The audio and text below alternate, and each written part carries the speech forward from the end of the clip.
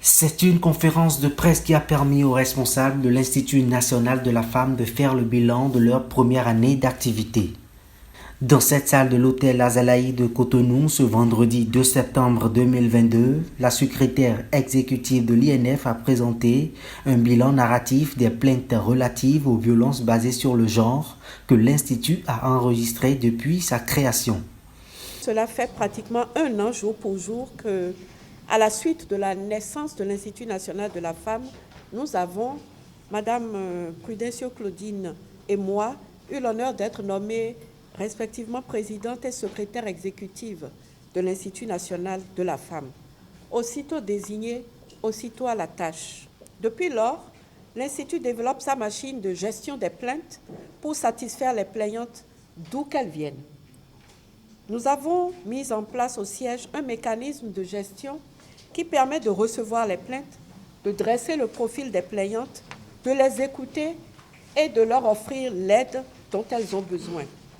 Sur le tableau narratif présenté figurent des formes diversifiées de violences orchestrées sur des tranches d'âge spécifiques.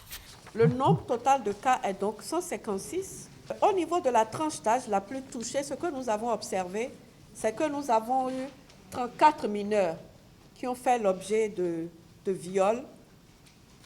Et sur ces 34, la tranche de 0 à 19 ans est la plus touchée. Et à l'intérieur de cette tranche, nous avons eu 14 cas. Nous avons eu dans la tranche de 8 à 14 ans, 14 cas, dont 5 comptant des mineurs de 9 ans.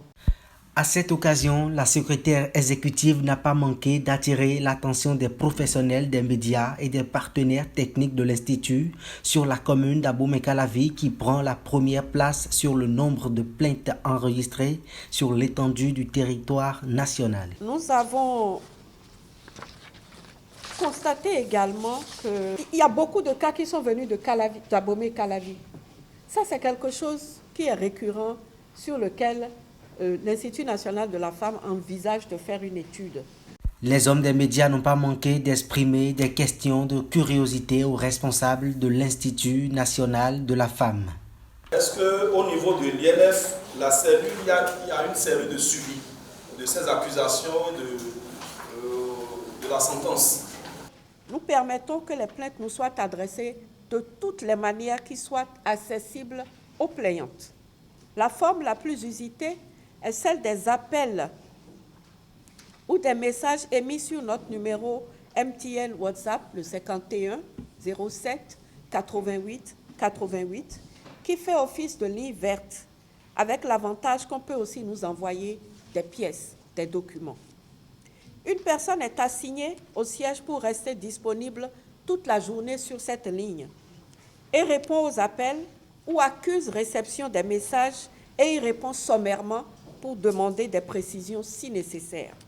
On peut aussi nous adresser un email à l'adresse inf.contact@présidence.bj ou nous adresser directement un courrier à la présidente ou à moi-même qu'on dépose au siège. À l'issue des échanges, les responsables de l'INF ont annoncé une tournée qui va démarrer le 5 septembre 2022 dans tous les départements du Bénin, et ceci en prélude à l'installation des points focaux dans les arrondissements de chacune des communes que compte le pays.